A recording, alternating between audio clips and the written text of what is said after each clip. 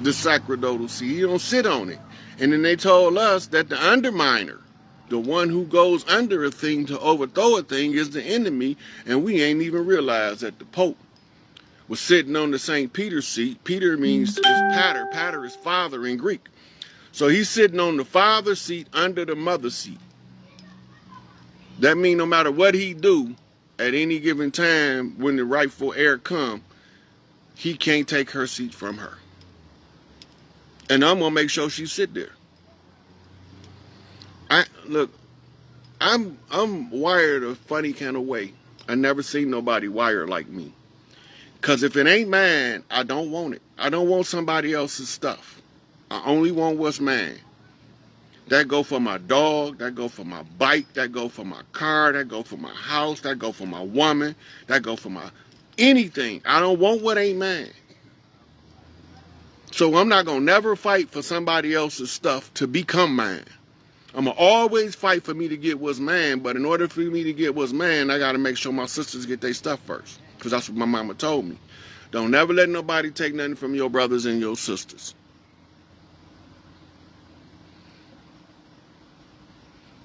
Thank you, Latanya Powell, for giving them the rest of the statement. Ain't nobody getting out of here without paying for their dirt.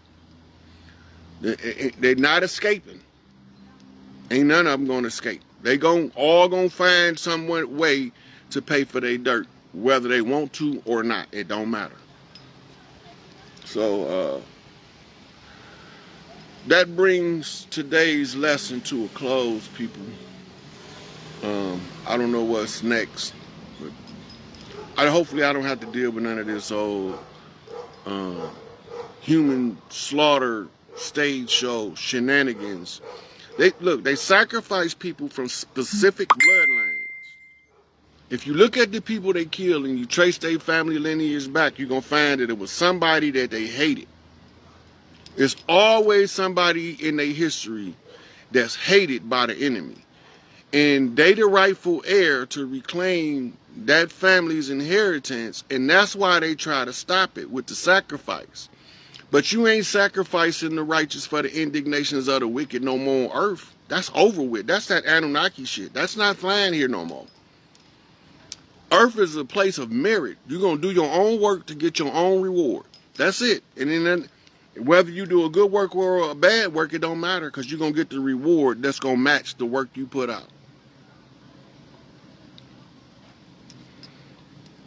So, y'all share the video. Send it to Miss Dean. Send it to B-Dale. Watch B-Dale go in on them numbers, though. Because he got the brain for it. He a human calculator. Right? So, I'm a go and cut out here. I don't got nothing else to say. I done said more than I wanted to anyway. So, peace to the fam. We here. We up. It's our turn now. And with that, I'll catch y'all later. Over there that they wasn't from over there.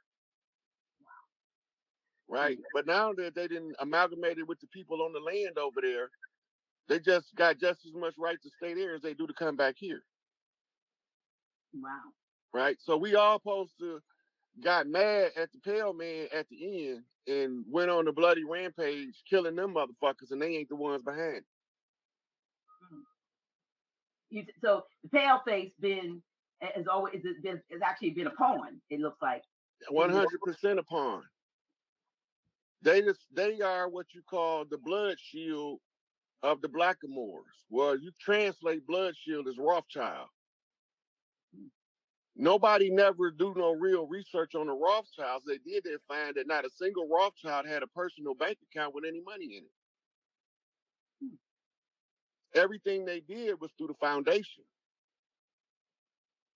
Right? Why did they do everything through the foundation? Because the foundation is predicated upon stolen items from here. In the ancient code of thieves is updated. It's called the Uniform Commercial Code. They can live off of it until the people who owns it reclaims it.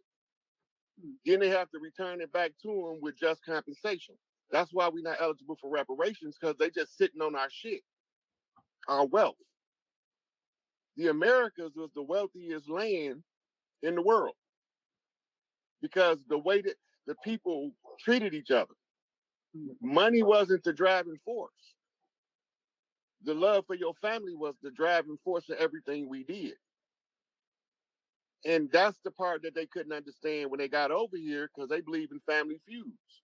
Yeah, I mean, I read a book, and I don't know whether it was it what so-called what somebody we know that's allegedly supposed to be famous quoted that when they got here, the people of the land, they were peaceable people. They were this everything they wrote, what they encountered, if they were telling the truth, spoke to definitely not anybody who was savage or coming out of caves or anything. It was well established societies and laws and whatever that governed them. But Yeah, the people, they burned down our cities and flooded them out, blew them up with dynamite. We had massive structures over here.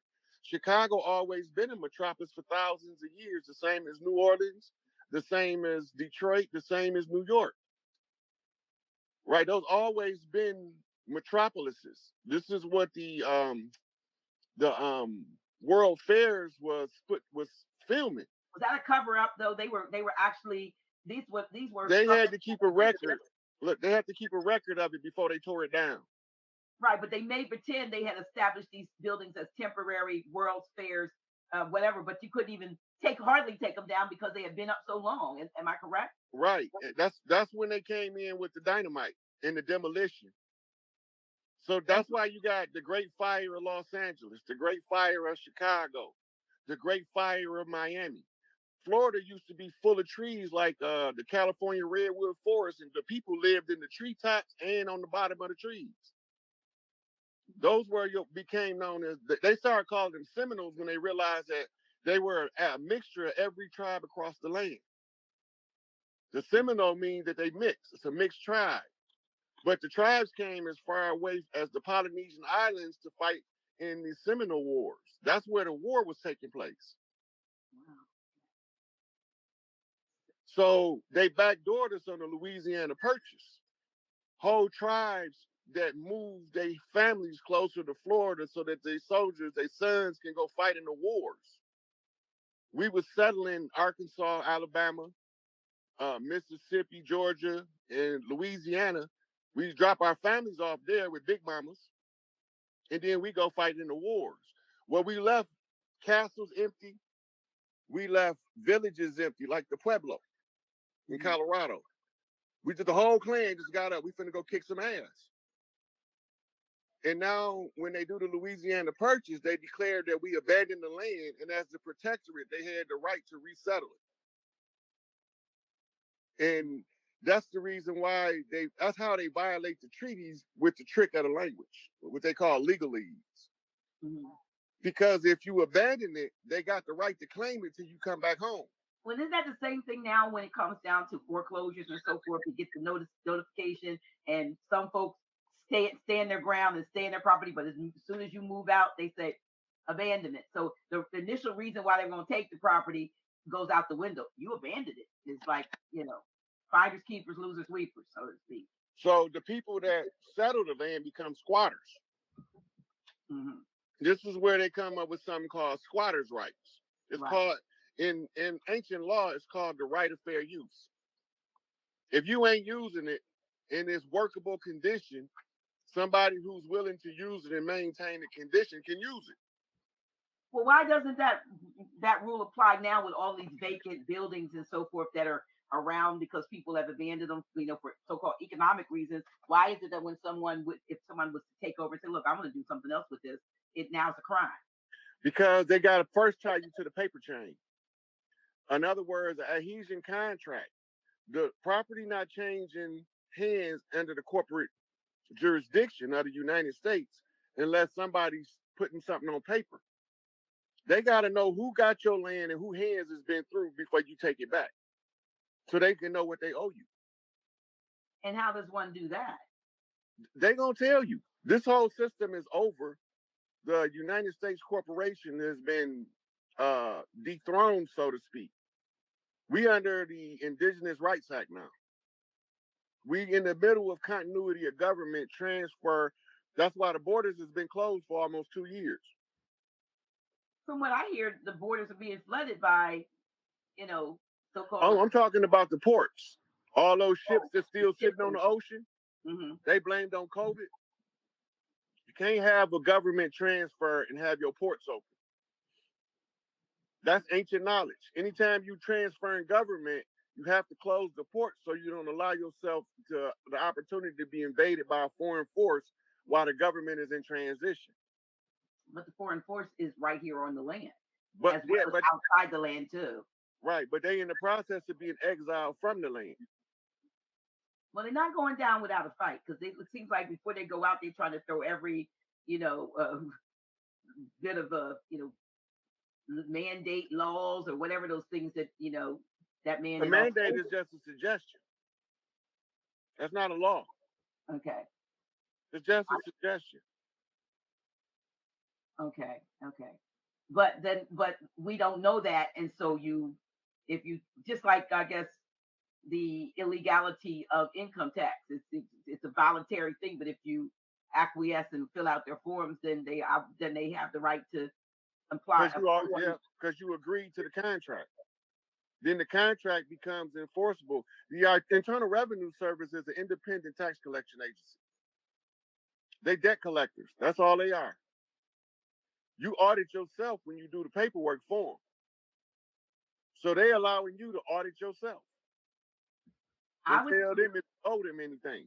I was told that they were getting ready to institute some new procedure, like in 2024. I think it's like 2024. Is it 2023?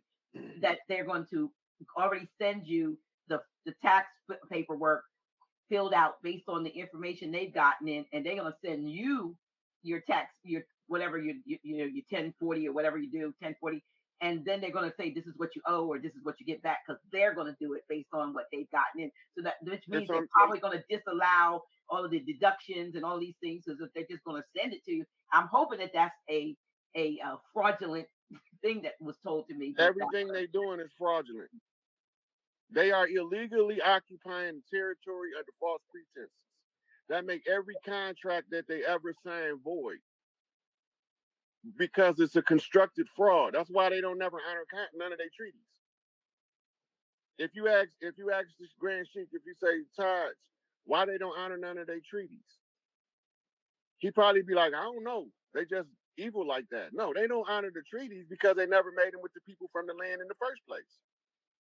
That's the part, because who knew, that they were making deals with folks that look like us that were not us. No, the people that look like us brought $5 Indians over here. And they made it with them.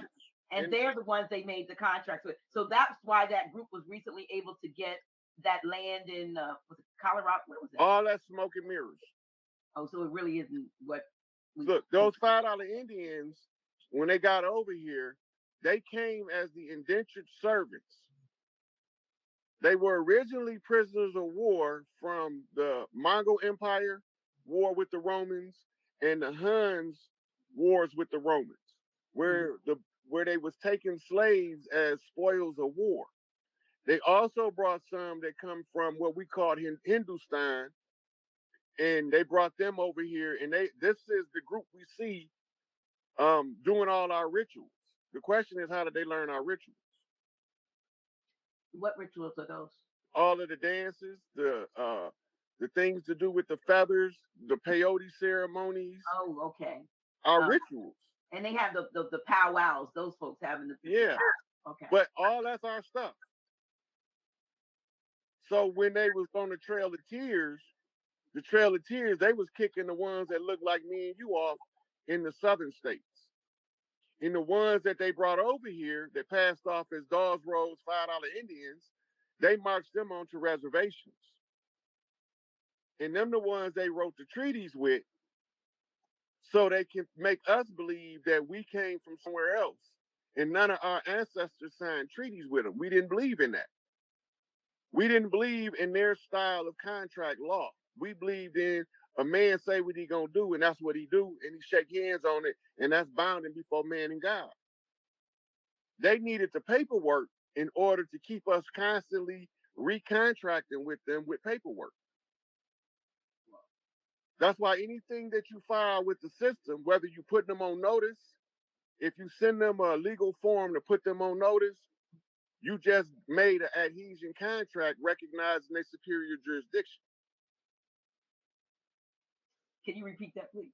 I heard what you said, but can you say that again, please? Yep.